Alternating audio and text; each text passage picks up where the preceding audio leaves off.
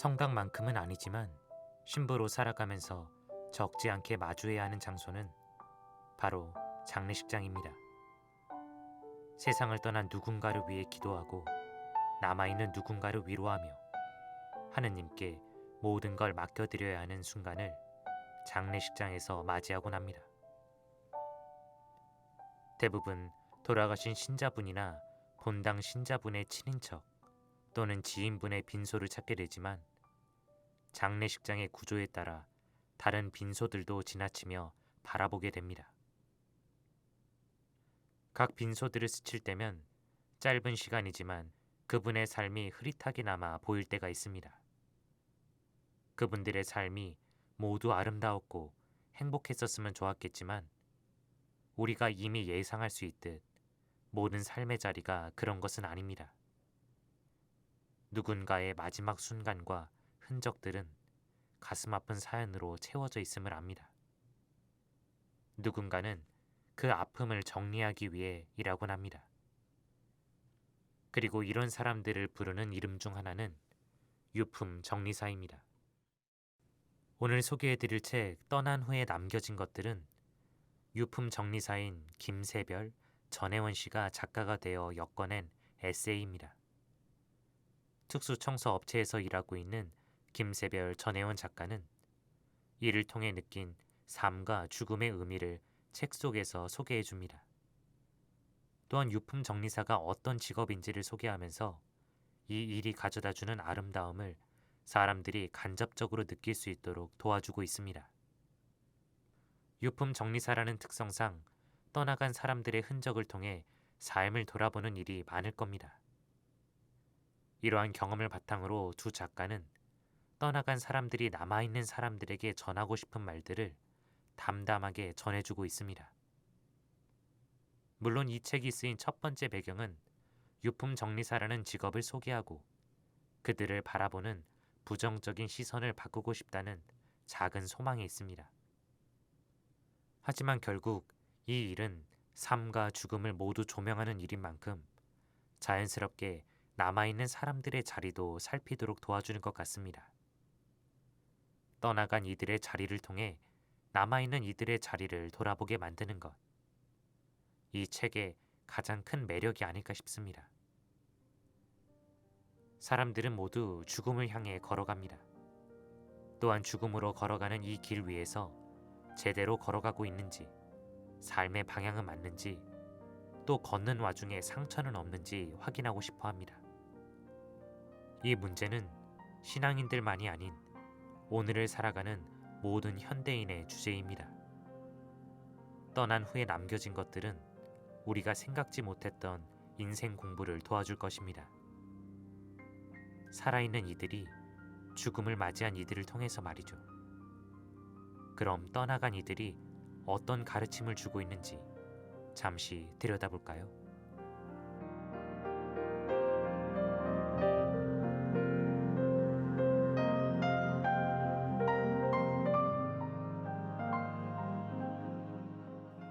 개발이 안 된 어느 동네, 다 쓰러져가는 이라고 표현할 수밖에 없는 집이었다. 다른 음식은 없고 직접 담근 고추장, 된장, 간장, 각종 장아찌들이 썩어가고 있었다. 일단 냄새가 심한 물건들부터 밖으로 날라놓았다.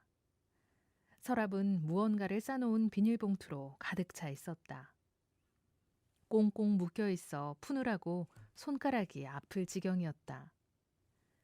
나중에 찢어서 열어보았는데 하나같이 옷이었다. 옷 한 벌 한 벌을 비닐봉투에 싸두었던 것이다. 직원과 둘이서 끝도 없이 비닐봉투를 찢어야 했고 그때마다 가격표가 달린 새 옷이 나왔다. 1시간 이상 걸려 비닐을 모두 분류했다. 비닐이라고 다 같은 것이 아니어서 종류별로 분류하지 않으면 폐기물 처리장에서 받아주지 않는다. 양말이며 속옷까지 모든 옷을 비닐봉투에 일일이 싸놓은 이유를 못내 궁금해하고 있을 때 집주인 아저씨가 왔다. 이혼하고 애들이랑도 헤어지고 혼자 살았어. 다달이 얼마 받기로 하고 세를 줬는데 한 번도 못 받았지. 몇 푼 안 돼. 안 받고 말지 하고 그냥 뒀는데. 결과적으로 월세를 받지 않은 것이 고인을 반년 넘게 방치한 원인이 되었다. 밀린 월세가 있었다면 한 번쯤 와봤을 테고, 그랬다면 더 일찍 발견할 수 있었을 것이다. 반년이 넘도록 이웃들도 아무도 몰랐다. 과거의 어느 비난한 시절에 머물러 있는 듯한 그 동네는 하수구며 오물에서 나는 냄새에 둘러싸여 있었다. 새로운 악취가 나도 대수롭지 않게 여길 듯 했다. 주인 아저씨의 태도에서도 놀라거나 당황한 기색은 보이지 않았다. 무심하고 심드렁하고 어떻게 되든 상관없다는 태도가 느껴졌다. 고인은 옷을 만드는 공장에서 일했다고 한다. 그래서 새 옷이 그렇게 많았다. 혼자 살면서 반찬은 사 먹어도 됐을 텐데 각종 장아찌며 간장, 고추장까지 직접 담가 먹고 공짜로 얻어왔을 새 옷은 아까워서 꽁꽁 싸매놓고 입어보지도 못했다. 결국 모조리 폐기물 처리장으로 가게 될 것을. 너무 많은 현장을 겪어서인가. 이제는 이 일을 처음보다 훨씬 직업적으로 받아들이고 있는 나 자신을 발견한다. 그러나 여전히 변하지 않는 것이 있다. 고인들이 그토록 아껴두었던 것들을 폐기 처분하면서 깨닫는 것은 죽을 때 지고 갈 것도 아니면서 라는 말에 함축된 의미이다. 내가 살아있지 않는 한 쓸모없어질 것들 때문에 인생을 낭비하지 말자는 생각이다. 그 생각은 여전히 변하지 않았다. 지금은 아까워서 버리지 못하는 물건이 없다. 언젠가 쓸 때가 있을 것 같아서, 몇 번 사용하지 않은 새 것이라서, 비싸게 산 물건이라서 필요하지도 않은데 끼고 사는 물건들은 삶을 복잡하게 만들 뿐이다. 사랑하고 쉬고 꿈을 꾸어야 할 내 집이 너무 많은 물건으로 채워지기를 원하지 않는다. 그래서 갖고 싶어 애가 타고 갖지 못해 속이 상하는 물건도 없다. 생각해보면 우리는 물건을 소유하기 위해 너무 많은 시간과 에너지를 쓴다. 내 집을 마련하고 좋은 차를 사고 고급 옷을 구매하기 위해 혹은 명문대에 들어가고 번듯한 직장을 갖고 또 내 아이도 그렇게 만들기 위해 너무 많은 것을 희생한다. 물론 열심히 사는 것은 좋은 일이고 원하는 것을 얻기 위해 노력하는 것은 살아있는 동안 우리가 해야 할 일 가운데 하나다. 그러나 우리는 지고 가지 못하고 남기지도 못한다. 정말로 남은 것은 집이 아니고 학벌이 아니고 돈이 아니다. 우리가 사랑했던 기억이다. 사랑하고 사랑받았던 기억은 오래도록 남아 내가 죽은 뒤에도 세상 한 구석을 따뜻하게 덮여줄 것이다. 나 역시 오랫동안 물질이 중요하다고 여기며 살아왔다. 가진 것이 없는 나는 가치 없는 인간이라고 생각한 적도 있었다. 그 최초의 기억은 15살 때다. 시험 공부한답시고 친구들과 도서관에 몰려가 열람실에서 쪽지를 주고받고 소곤거리고 다른 학교 여학생들 구경도 하는 게 마냥 재미있던 시절이었다. 그곳에서 한 여학생을 만났다. 친구 녀석이 그 여학생 친구와 아는 사이라 우리 4명은 공부를 핑계로 도서관에서 자주 만났다.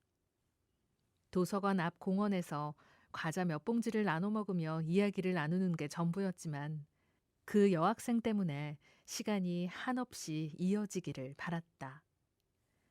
좋아하면서도 말도 제대로 못 건네는 내가 바보 같았던지 어느 날 친구가 그 여학생을 집 앞으로 데려왔다. 고백을 하라는 뜻이었지만 고백은커녕 인사도 제대로 못하고 뒤돌아 집으로 뛰어들어왔다. 다 쓰러져가는 우리 집을 들킨 것이 부끄러웠던 것이다. 집 안으로 들어와 옷장과 벽 사이의 틈에 웅크리고 한참을 멍하니 앉아 있었다. 가난이 창피했고 가진 것이 없어서 슬펐다. 그 여학생에 비해 아무것도 아닌 나 자신에게 화가 났다. 그날 이후 그 여학생을 만나지 않았다. 젊은 날 미친 듯이 일했던 이유가 어쩌면 그날의 기억 때문인지 모른다. 돌이켜보면 그날의 나는 얼마나 어리석었는지, 내 소중한 첫사랑을 가난 때문에 스스로 잃었으니 말이다.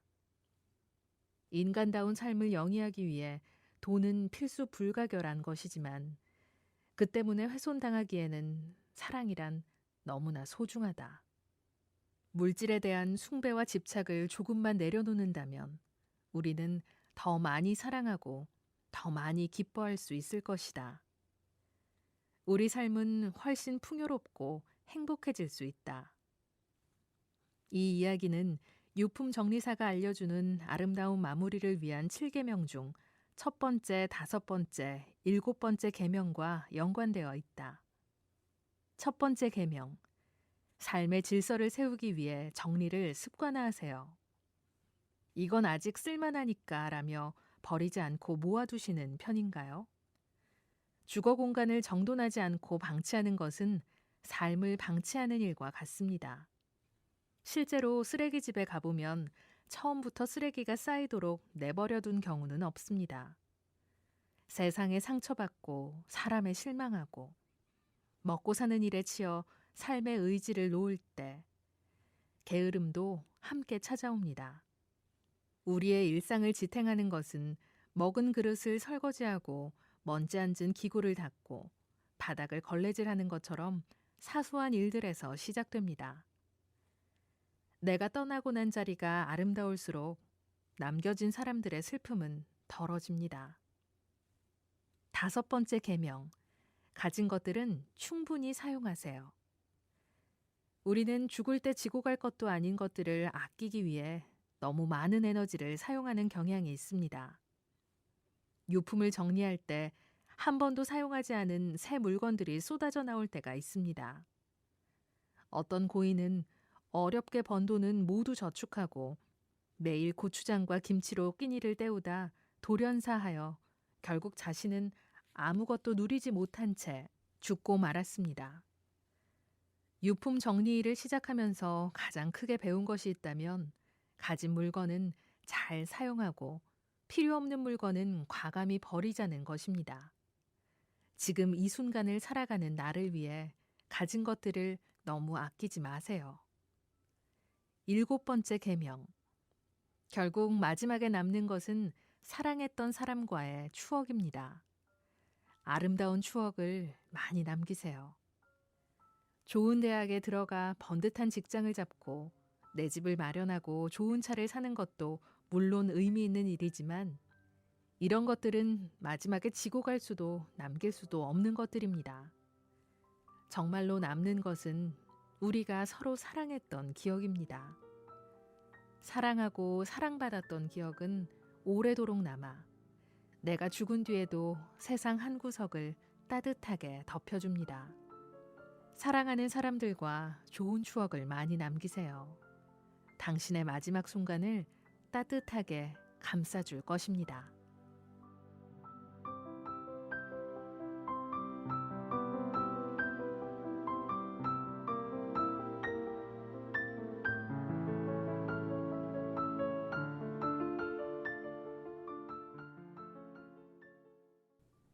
군중 신부로 살아가면서 용사 친구들을 대상으로 사생관 교육이란 걸 진행할 때가 있습니다.